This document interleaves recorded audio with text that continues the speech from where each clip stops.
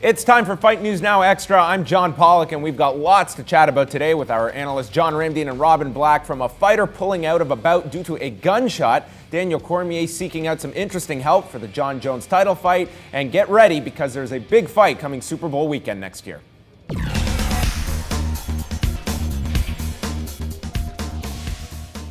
The UFC announced Wednesday night that Anderson Silva's long-awaited return to the octagon will go down January the 31st over Super Bowl weekend from Las Vegas, and the man that will welcome him back is Nick Diaz. The dream fight featuring two former champions has been in discussion for quite some time, with the news coming out last week that Diaz had signed a contract extension with the UFC and both sides wanting the fight.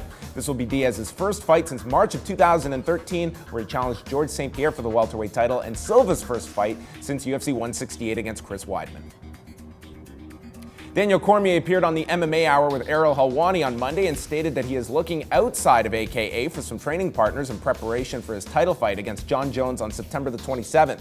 Cormier stated that he might be enlisting the services of Anderson Silva and Lyoto Machida and called it a possibility. He'll also be working with Cyril the Snake Diabate to help replicate the size and reach of the light heavyweight champion. And we talk about injuries to fighters and bouts not happening all the time, but this is a first. Just days after it was announced that Joe Riggs was returning to the UFC to meet Paulo Thiago in September, Riggs has been forced to withdraw from the bout in a report from Bleacher Report's Jeremy Botter after Riggs accidentally shot himself while cleaning his gun, injuring his hand and upper thigh. And I'm here with John Ramdine and Robin Black. And guys, I know it's two fighters, each are coming off two losses, but give it some time. I think you two will warm up to Anderson Silva and Nick Diaz, January the 31st. Yeah, I'm not really feeling it. I don't know why people would get excited about this fight. Like, ruining the credibility of the sport, not even in the same weight class. I know, it's not in the same weight class. It's irrelevant to both welterweight and 185 pounds. Outstanding matchmaking by Joe Silva and the UFC. This is what it is all about. Two fighters that are guys that come forward, they come to entertain, and it really boggles my mind when you think about Nick Diaz, because he's like, you know, I have to get in there, and I am the one that has to get beaten up, and I have to do all these things.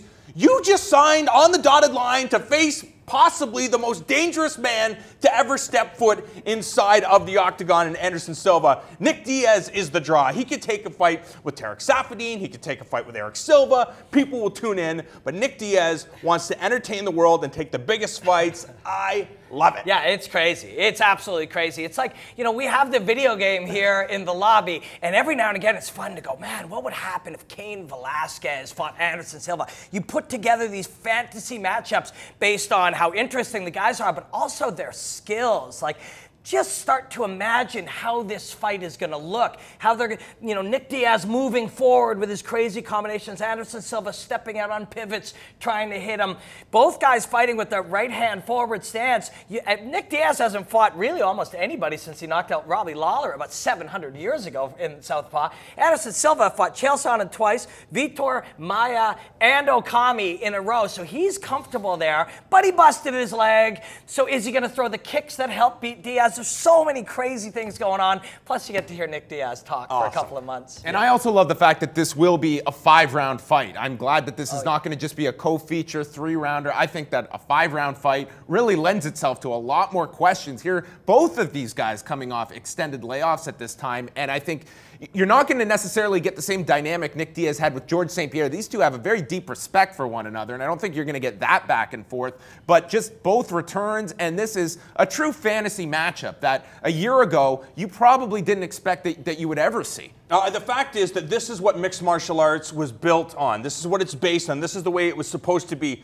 You're supposed to see the biggest and most entertaining fights, and if a fighter can compete in two different weight classes, for example, Daniel Cormier, we had a chance to talk to him, and we know that he's going to be fighting for the 205-pound title, but as long as the fights are there that are going to create interest, he'll be more than happy to move back and forth between heavyweight and 205 pounds. Right now, the eye is on the prize, and that's the light heavyweight championship, but I think that more fighters kind of have to get on this train of thought, and they have to look at what is the biggest fight for Nick Diaz, Anderson Silva, Vitor Belfort at 185 pounds. Just take the biggest fights. I'm sure he'll love to fight for a title. And if Robbie Lawler happens to win that title, you have an outstanding rematch. Yeah, and again, there's just so many interesting variables about this. You know what matters in a fight among all the 27, 35, 500 things that matter? Size matters. Size does matter. And you've got Anderson Silva, who's a very big 185-pounder, who's had a lot of time to put on weight, a lot of time to build muscle, a lot of time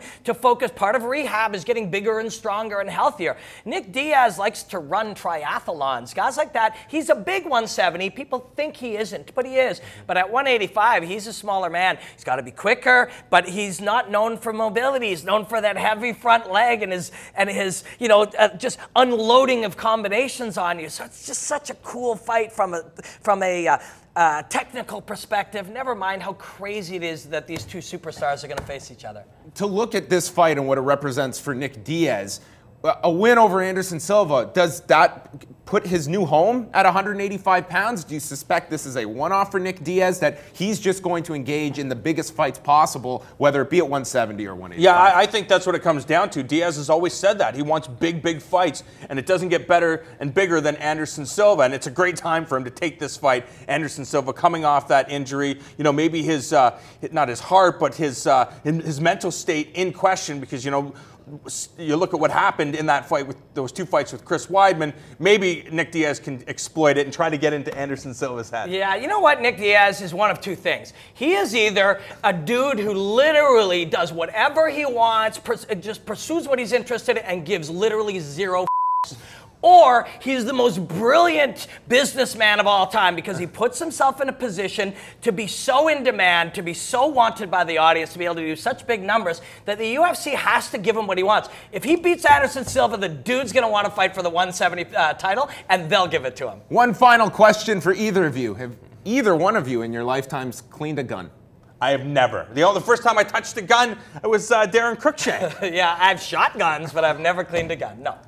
Poor Joe Riggs. Get well soon. Very bizarre story. You know what, though? If it's going to happen to anyone, it's happened to Joe Riggs. And not because I don't like Joe Riggs. I love Joe Riggs. But this guy overcomes stuff in his career, in his life, over and over and over, and he'll overcome this too. This is where he cuts a promo and he says, "I'm coming back to the UFC, and you better believe in my comeback fight, I will pull the trigger."